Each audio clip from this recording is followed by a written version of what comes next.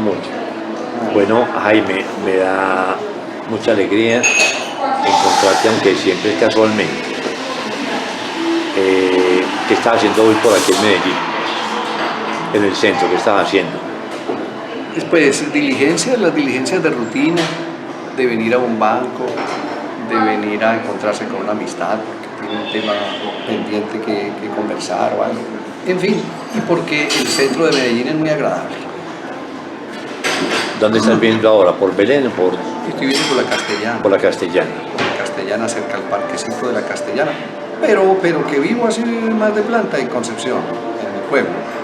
Yo soy nacido en Concepción, Jaime Arismendi Díaz. Mi madre era dominicana, Santo Domingo, Antioquia.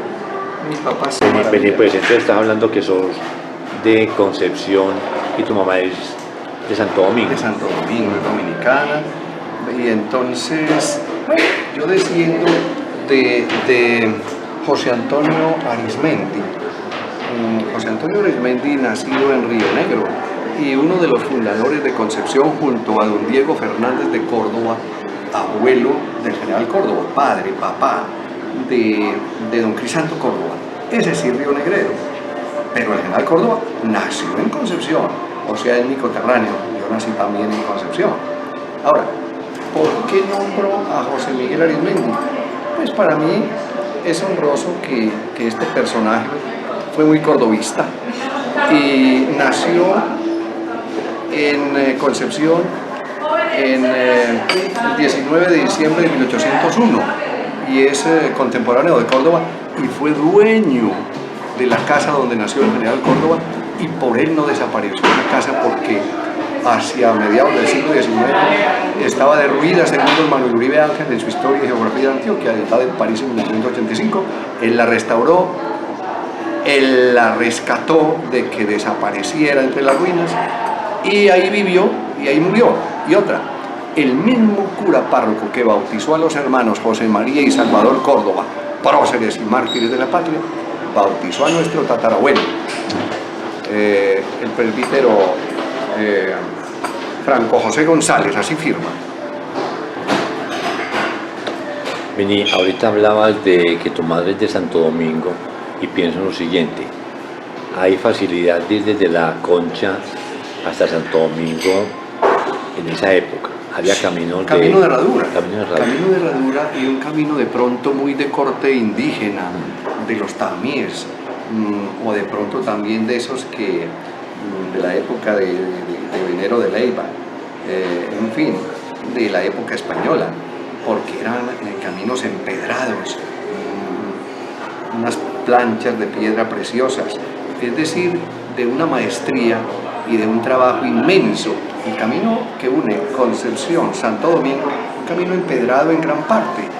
Cuando uno sale de Concepción y sale hacia la vereda Morro y sigue hacia Amargamientos y en fin, para seguir ya internándose por el camino Concepción-Santo Domingo, camino en piedra. Vale la pena conocerlo, hacer turismo ecológico, hacer turismo, dijéramos, tan bucólico, tan campestre, tan bello, ese paisaje tan pintoresco, esa vegetación tan exuberante, esos campesinos tan amables, tan bondadosos todavía, con esa alma de niño que aún conservan, de manera que vale la pena. Desde aquí, desde este diálogo tan amable que tenemos, invito a los antioqueños y a los colombianos y a quienes quieran conocer nuestro pueblo, nuestra Concepción, tan cercano a Barbosa, pues está en zona limítrofe, en la vereda de Arango, el sitio de la Raya que perteneció a mis abuelos y a mi padre posteriormente, de manera que hay mucho por conocer. Concepción, la Concha. ¿Por qué a Concepción le dicen la Concha? ¿Por qué, perdón? ¿Por qué a Concepción le dicen la Concha? Pues por aquello de que a don Francisco le dicen don Pacho, a don Antonio don Toño, y a doña María doña Maru. En fin, entonces a doña Concepción le dicen doña Concha, que hay doña Conchita, ¿cómo le ha ido? Fíjese que en la costa es muy común ese trato. Entonces, ¿qué se diría que es apócope de Concepción? Entonces, Concepción, la Concha. Ahora, es que el pueblo fue fundado en honor a la Inmaculada Concepción, porque los fundadores eran de parroquias muy dadas a la veneración de la Virgen Inmaculada. Por ejemplo, Santa Fe de Antioquia, muy devotos de la Inmaculada Concepción. Río Negro, ni se diga. Copacabana, en fin. Nuestra Señora de la Concepción. Entonces, Real de Minas, de Nuestra Señora de la Concepción. Parroquia desde 1770. Pues dice la historia que a pedimento del entonces cura párroco de Río Negro, a quien quedaba muy difícil administrar los destinos espirituales de sus feligreses de la Concepción, pidió al gobernador y al señor obispo de la ciudad de Popayán la creación de una nueva parroquia, y esa parroquia fue consagrada a la Inmaculada Concepción, o sea, una parroquia del Real de Minas de Nuestra Señora de la Concepción, y aún se conserva esa tradición. El 8 de diciembre es la gran fiesta, los famosos juegos de pólvora desde la víspera, la novena, 9 días antes, esa comunicación de oraciones, de cantos, de comunicación con la Inmaculada Concepción, de conservar esa tradición tan bella, tan antioqueña, tan campesina, tan de alma eclesial cristiana católica, que se conserva todavía en nuestro amado terruño Concepción. Habladme de personajes de relevancia de la Concha. Está Córdoba. Está el hermano del general Córdoba, el Sí. coronel Salvador Córdoba. Sí. También prócer y mártir de la independencia de la patria. Y ambos próceres, José María y Salvador Córdoba, fueron gobernadores de Antioquia, y ambos fueron asesinados. Ambos entregaron su vida en aras de su amor a esta Antioquia, a esta Colombia, y a un sentido muy depurado de la democracia, enemigos acérrimos de la dictadura, de las imposiciones, de un caudillismo grosero que esclaviza a los pueblos. Por eso, cuando al general Córdoba lo abordó el coronel Montoya, no mucho tiempo antes de la batalla del Santuario, donde entregó su vida por defender la Constitución y las leyes de la República. Entonces le dice el coronel Montoya: general, antes de la batalla del Santuario, en esta ocasión es imposible vencer. Y Córdoba le responde: si es imposible vencer, no es imposible morir. Prefiero la muerte a vivir bajo el gobierno de un tirano. Todo un valiente, ¿cierto? Ahora, entonces, vienen las mentiras, las consejas, las trapisondas, las calumnias que vienen desde el pasado, hablemos desde el siglo XIX. ¿Quién mandó matar a Córdoba? Me preguntaron, porque soy investigador histórico y soy el autor del libro José María Córdoba, Paso de Vencedores. Oiga, ¿quién mató a Córdoba?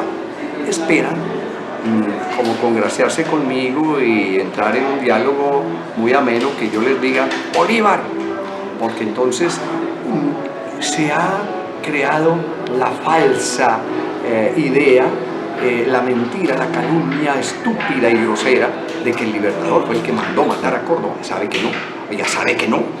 Entonces, ¿quién lo mandó matar?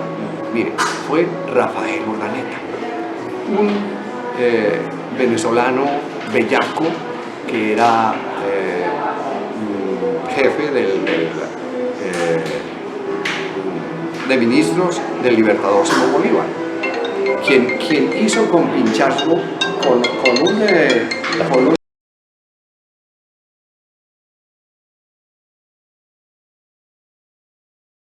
Esa otra vez, Urdaneta mandó matar a Córdoba. Sí, el general Rafael Urdaneta, jefe del Consejo de Ministros del Libertador Simón Bolívar, fue quien se interesó por asesinar a Córdoba, por borrarlo del mapa, como decimos.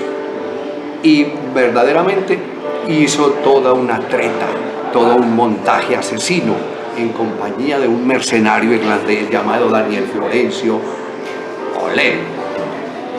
Otros pronunciarán O'Leary, pero yo sigo pronunciando O'Leary. Entonces, este par de sinvergüenzas dieron al traste con la vida del general Córdoba. ¿Cómo? ¿Cómo lo hicieron? Entonces, Bolívar estaba enfermo. Sus múltiples dolencias lo venían minando ya desde un tiempo hacia adelante, y entonces, por ejemplo, la tuberculosis, entre otras, muy seguramente venían minando su vida, su psiquismo, su ímpetu libertador y demócrata también, ¿por qué no decirlo? Y entonces caer en garras de este par de sinvergüenzas que fueron alimentando en el Libertador una tendencia dictatorial, y por eso al cadalso iban los que se oponían a esa odiosa dictadura que tanto repudió Córdoba. Y por eso esa última carta de Córdoba al libertador Simón Bolívar, en un tono de respeto, de fervor amistoso, le dice: mi general, no unas cadenas de pronto más odiosas que las primeras, no al cadalso para los hijos de Colombia, no al cadalso para los hijos de la patria, no a unas cadenas de pronto más odiosas que las primeras, mi general, sí a la libertad, sí a la democracia, sí a un gobierno electivo y republicano, no a la dictadura, no al absolutismo,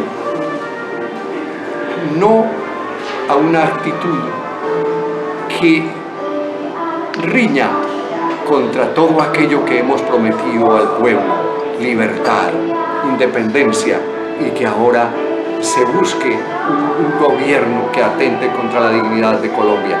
Mi general, sí a la libertad, sí a la democracia, no al absolutismo. Está muy lindo eso. ¿Cuánto tiempo te demoraste escribiendo el libro de Córdoba? Pues, ¿cuánto tiempo demoré en escribir ese libro? Yo fui consultando. Yo puedo decir que desde niño empecé las consultas. ¿Por qué? Pues porque desde mi hogar, desde mi pueblo, en los bancos de la escuela, los maestros eran muy amantes de la historia, y de una historia limpia, no contaminada. Porque historia contaminada es aquella tendenciosa que busca manejar una ideología de manera absurda, estúpida, grotesca, irresponsable, irrespetuosa, atentatoria de la dignidad humana. No, aquí tenemos un amor por la historia, por la verdad histórica. Mire, historia sin verdad no es historia. Serán consejas, serán leyendas, serán novelas, será literatura, póngala como quiera, pero no es historia. La historia es madre de la verdad. La historia nos enseña desde los hechos del pasado cómo debe ser el presente y cómo debemos proyectar el futuro, pero la verdad ante todo. Miren que esos lemas de las academias o de la Academia de Historia, ¿sí? Veritas ante omnia, sí, la verdad ante todo. Pero cuando no hay verdad, cuando a la gente le enseñábamos que otro personaje fue el libertador de Antioquia, y cuando le enseñamos a la gente que el asesino de Córdoba es Bolívar, miren, eso es mentir, eso es ser abusivo, eso es no respetar al pueblo. Entonces, en asuntos culturales, en asuntos de historia, al pan, pan y al vino, vino, y no engañemos a los pueblos, no engañemos al pueblo, hablemos con verdad. Entonces, Córdoba murió defendiendo la libertad, la Constitución y las leyes de la República. Y miren, celebramos en Colombia los 200 años de la Constitución. ¿Y quién nombró a Córdoba, que fue el mártir de la democracia? Dígame quién. Cuando el presidente Carlos R. Restrepo visitó el municipio del Santuario y firmó sobre el libro de los visitantes y escribió un pensamiento, una inquietud suya, mire, se dice que escribió esto: no firmo sobre el calvario de la democracia, sino sobre su cuna. Entonces miren y verán. Y como este personaje, muchos otros reconocimientos de gran valor tenemos para justipreciar esa memoria meritísima de Córdoba, el mártir de la democracia, el héroe de Ayacucho. Mire, por decreto del libertador Simón Bolívar, fue ascendido a general de división, fue reconocido como héroe de Ayacucho, fue reconocido como vencedor de Ayacucho, por decreto del libertador Simón Bolívar. Pero recordemos que después de esa gran batalla, la más grande que se libró en tierras de la América del Sur por la independencia, después de la batalla de Ayacucho, donde fue vencedor, Sucre, el Inmaculado Sucre, se arranca las charreteras, se quita las charreteras, las ciñe sobre los hombros de Córdoba, lo asciende a general de división y escribe al Congreso de la República y al libertador Simón Bolívar: he tenido que ascender a Córdoba sobre el mismo campo de batalla. Córdoba es el vencedor de Ayacucho. De manera que démonos cuenta de la grandeza de nuestro personaje y de la injusticia que se ha cernido sobre su memoria al desconocerlo, al tratar de sumirlo en el ostracismo de la historia. No fue don Juan del Corral el libertador de Antioquia. Don Juan del Corral es el precursor, el que preconiza. Don Juan del Corral es quien allanó el camino de Chorros Blancos ese 11 de agosto de 1813 con su famosa acta de independencia de Antioquia. Otros dicen acto, pero digamos acta porque entonces ahora van unos y me corrigen y le ponen la O. Entonces, acta o acto no fue no constituyó la independencia de Antioquia una simple acta de independencia. Es el grito de independencia hecho acta de independencia, y es loable y es de gran mérito. Por eso don Juan del Corral es el precursor de nuestra independencia de Antioquia, pero el libertador es Córdoba. Y recordemos la ordenanza número 42 del 21 de diciembre de 2006, emanada de la Honorable Duma Departamental, por la cual se reconoce a Córdoba, a José María Córdoba, libertador del territorio antioqueño, y el día 12 de febrero como el día clásico de la libertad de Antioquia. Ese día de la batalla de Chorros Blancos, que fue allá en la jurisdicción de Yarumal, en la cercanía de los municipios de Angostura y Campamento que por aquel entonces se llamaba Cañaveral. Entonces allí fue donde se firmó el acta de independencia, la verdadera acta de independencia de Antioquia. La firmó Córdoba con su espada sobre el glorioso campo de Chorros Blancos el 12 de febrero de 1820. Por eso la batalla de Chorros Blancos es tan importante, ¿cierto? Claro, independencia de Antioquia. Y hay ordenanza que así lo reconoce. Ahorita mencionaste a Sucre, que también fue asesinado vilmente. Hace un paralelo entre los dos asesinatos, entre los dos personajes. Urdaneta yo creo que estuvo metido en los dos, o fue Obando, en el de sí. Sucre. No, se señala, la historia señala como quien tuvo que ver directamente con el asesinato del gran mariscal de Ayacucho de Sucre, a Obando. Y se tiene... ¿Pero fue por celos? Sí, claro que sí. Y se tiene como el asesino indiscutible del general Córdoba fue Urdaneta, el general Rafael Urdaneta, jefe del Consejo de Ministros del libertador Simón Bolívar, venezolano, y su compinche, asesino como él, bandido como él, Daniel Florencio Oleri, irlandés. Como irlandés fue Rupert Handel, quien cumplió órdenes de Oleri, reiteramos una vez más, y Oleri de Urdaneta. Y entonces, después del asesinato de Córdoba, acaecido en el santuario el 17 de octubre de 1829, desde esa época mancharon de sangre las montañas de Colombia con la sangre del héroe de Ayacucho, con el más grande de los hijos de Colombia en los días huracanados de la Guerra Grande de Independencia, el general de división José María Córdoba. ¿De cuántos años murió Córdoba? Córdoba murió asesinado a los 30 años. Córdoba nació en Concepción el 8 de septiembre de 1799 y murió asesinado en la batalla del Santuario el 17 de octubre de 1829. 30 años y unos días o un mes. ¿Por qué hay tantos nexos entre Barbosa y la Concha? Hay muchos nexos entre Barbosa y Concepción porque en Barbosa nació doña Pascuala Muñoz. Doña Pascuala Muñoz, de una familia distinguidísima en Antioquia, desciende de don Gabriel Castrillón, que dice la historia fue dueño de los llanos de Barbosa, donde está hoy la cabecera municipal, y que tuvo que ver con la alcaldía, fue alcalde de Medellín. De manera que nació doña Pascuala, la madre del general, en Barbosa. Es una ilustre, es una distinguida barboseña. Entonces, y Córdoba, desde niño, pasaba vacaciones o iba con frecuencia a visitar a sus tías, a sus familiares de Barbosa. Y nos dice la historia que allí jugaba con barquitos en una quebradita que pasaba cerca a la casa de sus tías, allí en cercanías de la plaza de Barbosa. De manera que la madre del general Córdoba es barboseña y además pasaba vacaciones allí, y en Barbosa fue donde organizó la tropa para la independencia de Antioquia. Allí se organizó la tropa que fue pasando por Santa Rosa de Osos. Dice la historia que allí pernoctó, claro que estuvo algunos días allí.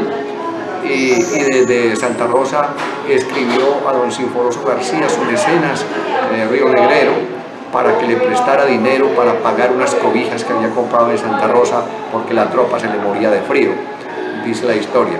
Y entonces Barbosa es muy significativo en la vida del general Córdoba, y desde allí escribió a su novia Manuela Morales para que le rezara a la Virgen y lo encomendara en sus oraciones para que le fuera bien en esta acción militar que se preparaba para dar independencia a Antioquia.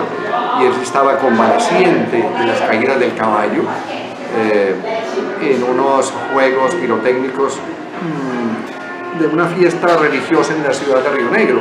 Y entonces desde Barbosa escribió esa carta a su novia, y en Barbosa organizó la tropa para los hechos que dieron al traste con la tiranía española, ese glorioso 12 de febrero de 1820, cuando derrotó las huestes de Albuera y de León de la corona española, en cabeza de un sanguinario jefe, Francisco Barleta, tan sanguinario como Pablo Morillo. De manera que el ser coterráneos de Córdoba y el evocar su memoria nos anima a seguir luchando por la dignidad de Colombia, por el honor, por la justicia, por la Constitución y las leyes de la República. Córdoba debe permanecer siempre en la gratitud y en el alma de Colombia y de América. Hablemos pues más del libro. Había leído las biografías que se han escrito sobre Córdoba, ¿no? La de Roberto Orlando Saldarriaga, y por allá hay otra, pero no me acuerdo en este momento el autor que la hizo. Yo conozco dos y después la tuya. No, han escrito mucho sobre Córdoba. Sí. Está la de, por ejemplo, la de Juan Sellano, de 1875. Juan Sellano, el doctor Juan Sellano, abogado, escritor, historiador, casado con María Ignacia Arango, hija de José María Arango y Córdoba, ilustres concepcioninos. Tenemos que en Concepción, doña María Ignacia Arango junto a su padre, José María Arango y Córdoba, escribió hacia 1898 una memoria sobre los hechos luctuosos del santuario, sobre la muerte de Córdoba en el santuario, porque fue el padre de María Ignacia, fue testigo ocular del asesinato de Córdoba. Bueno, ¿y algo me va a preguntar que de pronto olvidé en este momento? No, del libro de Botero Saldarriaga. Bueno, el libro de Roberto Botero Saldarriaga es de las obras cimeras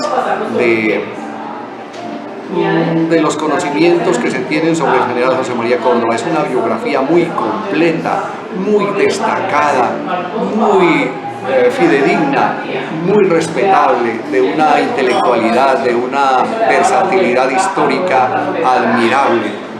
Don Roberto Botero Saldarriaga, el maestro Botero Saldarriaga, oriundo de la ciudad de Santa Fe de Antioquia, Su libro es una verdadera joya histórica que todo colombiano debería leer, conocer y valorar. Has sacado ya 4 ediciones del libro, vas para la 4ª edición, ¿cierto? Sí, mi libro fue editado para el bicentenario del natalicio de Córdoba, en Concepción, hacia el año de 1999, para el 8 de septiembre de 1999, como uno de los trabajos que se hicieron para destacar ese bicentenario del natalicio de Córdoba.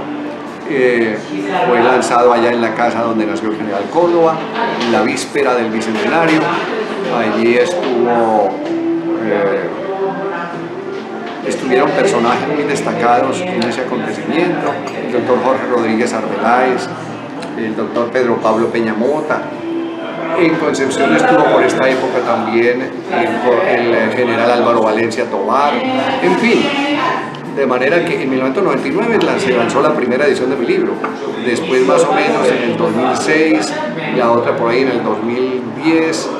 Y para este año, estamos en el 2025, el libro, yo creo que en cuestión de un mes, estamos en abril 10, yo creo que en cuestión de 15 o 20 días sale la 4ª edición de mi libro.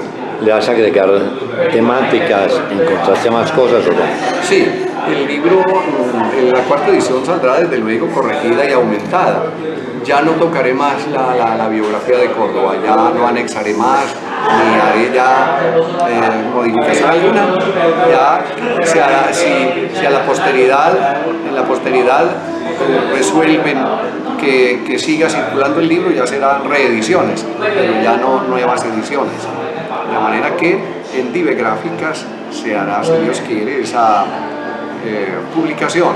Quedan invitados a leerla para que compartamos esos conocimientos, dialoguemos y avancemos por el camino de la dignidad, del honor militar que siempre honró a Córdoba, por su honradez, por su valor, por su fidelidad al libertador Simón Bolívar y a la causa santa de la libertad, de la independencia. Cuando mataron a Córdoba, Bolívar se sumió en una gran depresión, ¿cierto? Eso que usted toca me parece tan importante, doctor Bustamante, me parece tan importante lo que usted dice, por cuanto el libertador lloró la muerte de Córdoba, aunque haya quien refute, de pronto sin fundamento, in re, sencillamente por decir cosas que descresten a otros. Pero Bolívar lamentó profundamente, lloró la muerte de Córdoba. Y hay historiadores que citan estas palabras en boca del libertador al saber de la muerte de Córdoba. Córdoba, Córdoba, mi Efestión, mi amigo, mi valeroso Ney, una sola gota de su sangre valía más que todos sus enemigos. Bueno, hablemos de los nexos de don Benjamín Tejada, Córdoba, con Córdoba. Bueno, don Benjamín Tejada era hijo de Eustaquio Tejada Córdoba y de Leocadia Córdoba. Ellos eran parientes, los abuelos de los padres, los papás de don Benjamín. Don Benjamín nació en Concepción, es el autor del himno a Concepción, al municipio de Concepción. Y es el autor del himno y tuvo en Concepción, según datos que yo conocí de su libro, doctor Bustamante, doctor Víctor Bustamante. Entonces, él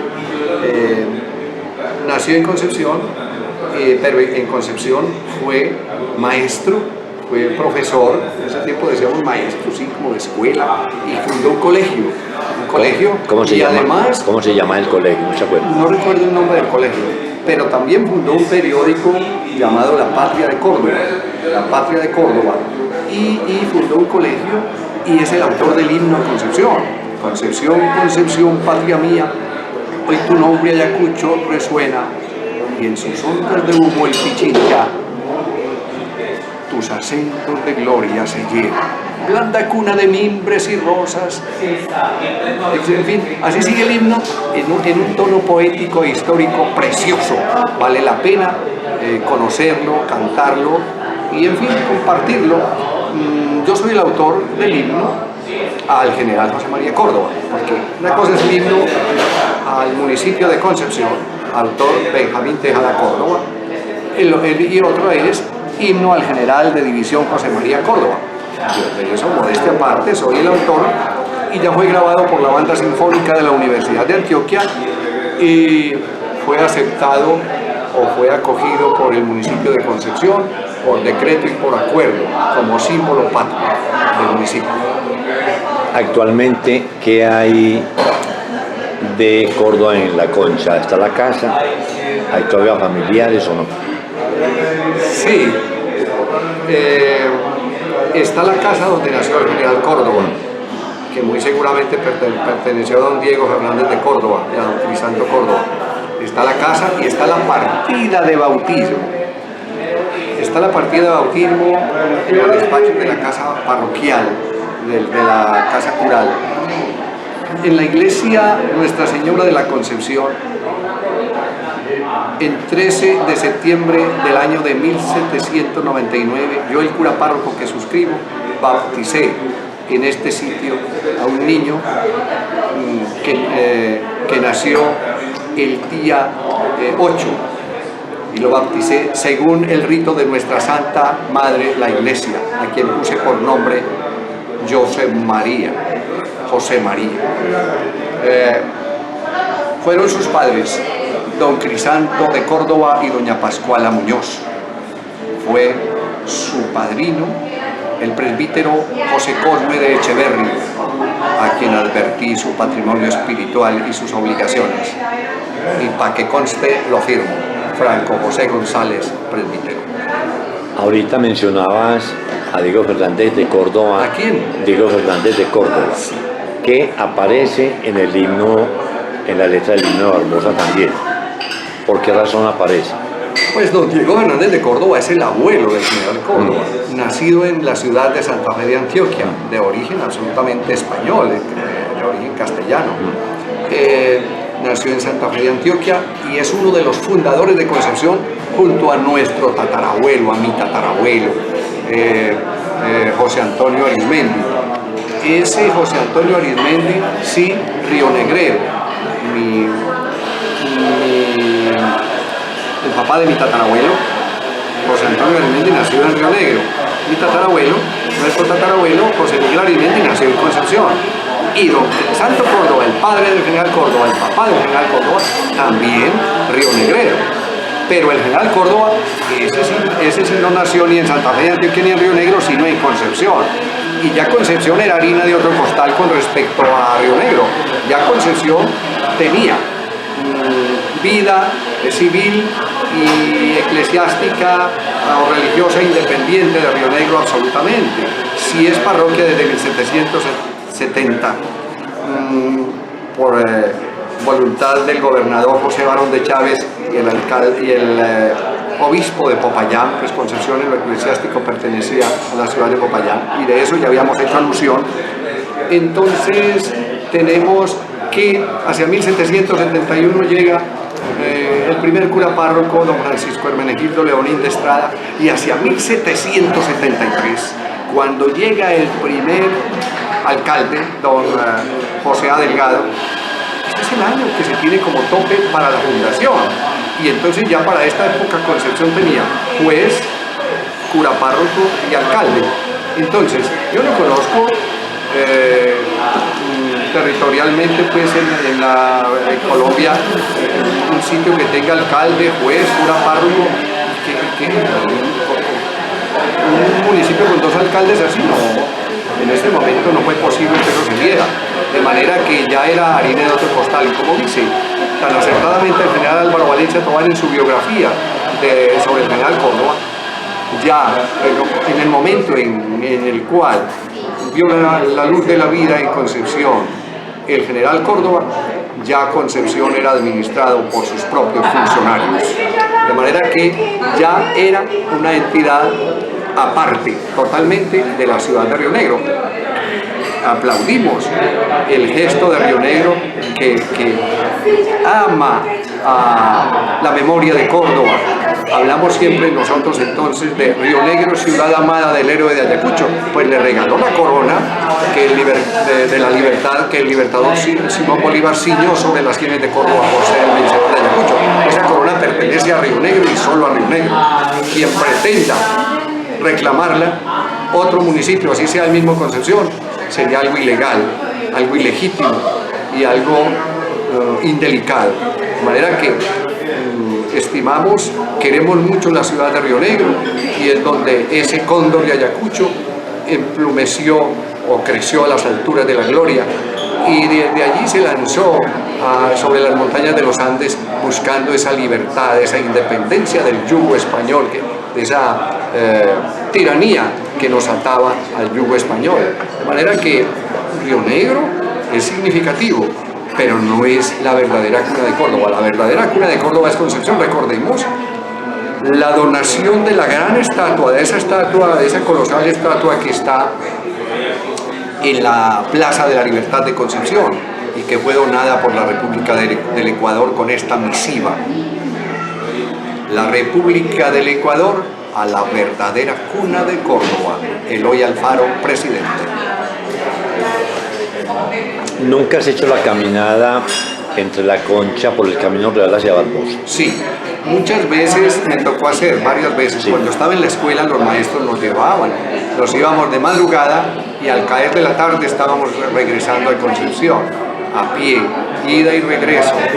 Y así a mis años he hecho también ese viaje a pie por el antiguo camino, pero ya hay que coger de pronto parte por la carretera, porque el camino ya está muy ahogado en el rastrojo, en la maleza, pero sí vale la pena. He hecho ese viaje Concepción, Barbosa, Concepción, y muy especialmente también cuando estudiaba en Yarumal. Yo soy egresado del Seminario de Misiones Extranjeras de Yarumal, como filósofo del seminario. Pero terminaste, ¿qué estudiaste en Yarumal? Filosofía, en el Seminario de Misiones. Pero querías ser cura, ¿ok? Sí, yo terminé todos los estudios clericales, como dice usted, de cura. Y en la Bolivariana egresé como licenciado en Filosofía y Letras y egresé también como teólogo. Hice también 3 semestres de Derecho, entonces soy licenciado en Filosofía y Letras, soy teólogo de la Pontificia Bolivariana, ambos títulos, y egresé de la Universidad Autónoma Latinoamericana como especialista en cultura política, pedagogía de los derechos humanos. Vení, pero no, ¿por qué no fuiste cura? No fui cura por lo siguiente, que fui 9 años seminarista, y lo digo con honor, porque la formación es muy acendrada, muy de corte de una tradición sana, de una tradición cultural muy significativa, la parte académica y la parte humana muy significativa, y la parte religiosa, desde luego. De manera que yo recibí iniciación en el Estado clerical y recibí ministerio de electorado, etcétera, ¿no? Y cuando se seguía la fiesta pues, de avanzar para el asunto clerical, el obispo se murió.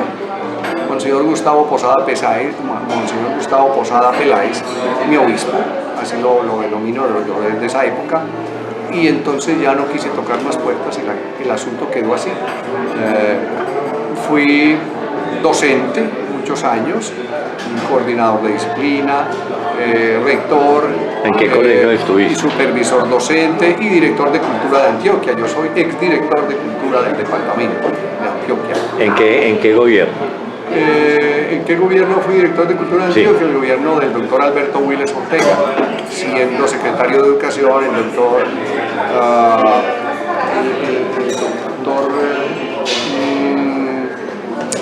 de San Pedro de los Milagros, un gran amigo, Óscar Arboleda Palacio. ¿En qué colegio estuviste? Yo hice un recorrido largo, empecé en Turbo, el IDEM de Turbo. Del IDEM de Turbo pasé al colegio de Jericó, de Jericó pasé a Santa Rosa de Osos, de Santa Rosa de Osos pasé al municipio de Jardín, profesor de filosofía del Liceo de Jardín. En Jericó estuve antes de Jardín, y de Jardín pasé a Guarne, municipio de Guarne a Medellín, a Río Negro, Liceo José María Córdoba, y de Río Negro pasé a la ciudad de Medellín, donde ya tuve actividad docente muy amplia. Antes de entrar al campo oficial, en mi asunto laboral, fui profesor de español del bachillerato de la Universidad Pontificia Bolivariana. ¿De dónde viene la afición tuya por la historia? Me hablas ahorita de que tenías unos manuscritos de Salvador Córdoba. Sí. ¿Dónde los conseguiste? Mi afición por la investigación histórica viene desde niño, cuando los maestros nos sacaban, nos llevaban a paseos, mientras unos iban a jugar fútbol, básquet, escondidijo, qué sé yo, una cantidad de cosas, y Jaime Arizmendi estaba por las riberas de las quebradas, mirando piedras, mirando las laderas de la quebrada, las rocas, los troncos que traía el río, las formas de las piedras, buscando huellas de pronto indígenas, huellas del pasado, mirando, coleccionando, observando, opinando, consultando, y así me ha encantado desde niño conversar con gente adulta para preguntarles cosas que ellos conocieron también en su niñez y que conocieron del pasado, saber qué pasó antes de mi llegada a este terrón, hablando pues así cariñosamente de este globo terráqueo que tanto amamos, que tanto queremos. Entonces, sí, y ya en la parte histórica, los mismos maestros de esa época que eran tan dados a valorar la enseñanza de la historia, me sirvió mucho. Y los nexos de mi tatarabuelo, con esa parte de Córdoba, de ser dueño de la casa de Córdoba, de restaurarla, etc. Aún más ese tatarabuelo mío, que fue dueño de la casa del General Córdoba, y allí vivió y allí murió. También que fue bautizado por el mismo Francisco José González, presbítero que bautizó a los Córdoba, como ya lo había anotado. Fue el gran benefactor de la iglesia de Concepción, regaló el frontis y el reloj, y la esposa, nuestra tatarabuela, regaló la custodia en oro y esmeraldas. Entonces todo esto me ha llevado a consultar, a averiguar, a preguntar, a compartir, a dudar, a buscar nuevamente, a constatar datos que vienen del pasado y que son dudosos. En fin, por eso mi concepto sobre el General Córdoba lo considero muy depurado y lo considero muy cimentado en la verdad histórica. Por eso me atrevo a invitar al diálogo fraternal, amistoso, cultural, académico, para que vamos despejando más y más cada día la verdadera estampa militar, heroica, valerosa, ciudadana y libertadora de nuestro héroe de Ayacucho, el inmortal José María Córdoba. No me has contado dónde conseguiste los documentos de Salvador Córdoba. Bueno, eso ya con coleccionistas, coleccionistas que le van presentando a uno, te presenta este señor que tiene unos documentos y tal cosa. Entonces uno va adquiriendo por compra, por cambio, etcétera, por canje, de tal manera que a lo largo de los años he ido consiguiendo. Entonces son documentos que van llegando a las manos. Por ejemplo, yo tengo documentos firmados por Bolívar y Córdoba, 2 documentos. Que eran de ascenso, de próceres. Entonces eran documentos que le entregaban a la familia o al prócer, y entonces estos los guardaban los familiares y venían de mano en mano de hijos, de nietos, bisnietos, tataranietos, en fin, tal cosa.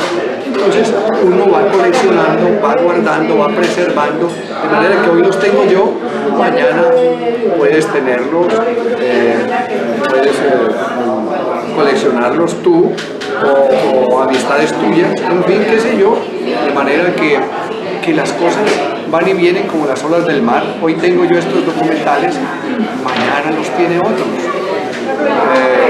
De manera que otros documentos que tengo, sí, una carta de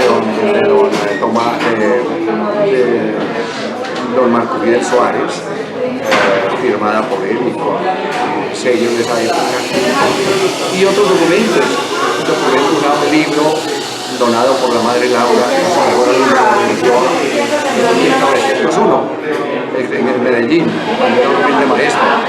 Pero sí, porque las cosas que he coleccionado, pues ya tocando ese tema. Y contame lo de Pastor Restrepo, ¿dónde conseguiste el álbum de rock? También lo tenía un amigo que ya murió, Álvaro Álvarez, hermano de Guillermo Álvarez, del pintor. Y este Álvaro, muy coleccionista también de documentales, entonces conseguí ese álbum, que me parece muy significativo porque es muy relacionado con la familia Múnera, como que inclusive destacan ahí un sacerdote de apellido Múnera y son de Pastor Restrepo. Me parece, no sé si toca si son daguerrotipos o qué nombre reciben estas antiguas fotografías, pero me parece que es coleccionable, que es una belleza y podemos mirarlo en estos días. Prometido pues. Sí. Vení, ya para cerrar esta primera conversación, hay algo muy peculiar en Jaime Arizmendi. ¿Por qué te gusta tanto el centro de Medellín? El centro de Medellín no me gusta, me encanta. ¿Por qué? Por esto. Hay gente que es muy introvertida y así en el lenguaje populachero, oñero, pues dirán, es un solo. Y esos como que se encierran en su psicología íntima, personal, y son huraños y no quieren que nadie les hable y se ponen como un erizo hablando pues así, el calzón quitado a la paisa, como decimos. Entonces no les gusta, son muy solos, solos, como decimos. Bueno, en cambio, el temperamento mío es como muy extrovertido, el diálogo, la conversación, la tertulia, el compartir, la palabra.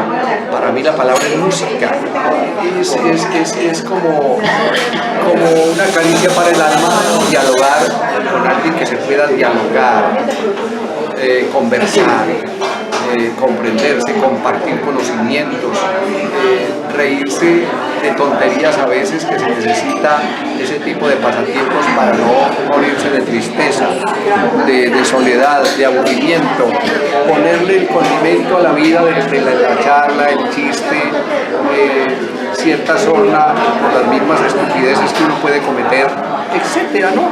El compartir, el diálogo, las amistades, no a la soledad, no a la tristeza, sí al optimismo, sí sí a la esperanza, sí a la búsqueda, sí al avance, al progreso, hasta que un día el Creador que nos dio, nos compartió la alegría de vivir, nos llame a su cielo, a su paraíso, que esperamos desde la fe. ¿Por qué te gusta tanto Versalles y el Astor? Me gusta mucho Versalles y el Astor por la calidad humana de las gentes que visitan estos lugares, de cierta cultura, de cierta calidad humana, de cierta bondad, gente limpia de alma, porque con la gente tóxica es pesado, es duro, y hay sitios que son pesados y duros, y que gente que llega con cierta mirada de resentimientos, de amarguras, de pesares, de cosas, con la toxicidad y el negativismo, del pesimismo. No. Entonces en estos sitios yo veo que el nivel cultural es bueno, la calidad humana es sana, es limpia, es valiosa. Entonces, para compartir, para departir, para tertuliar, como decimos. Bueno, Jaime, muy contento porque hablamos hoy de Córdoba. Muchísimas gracias. Mandarle un saludo a las personas de Concepción y a los admiradores de Córdoba. Bueno, para mis amigos de Concepción, mis coterráneos, mis paisanos, un saludo afectuoso, de inmenso respeto y cariño, de aprecio, de bondad, de seguir compartiendo con ellos la oportunidad de vivir y de ser alegres. La tristeza y el pesimismo, no. La alegría, el optimismo, hoy y siempre. De manera que un saludo para ellos y un abrazo muy afectuoso, muy cálido. Muchas gracias. Bacán. ¿Sabe por qué? Hace tiempo estamos en esto. Ay. Espérate un momentico. Tómate el tiempo tranquilo, yo salgo allí.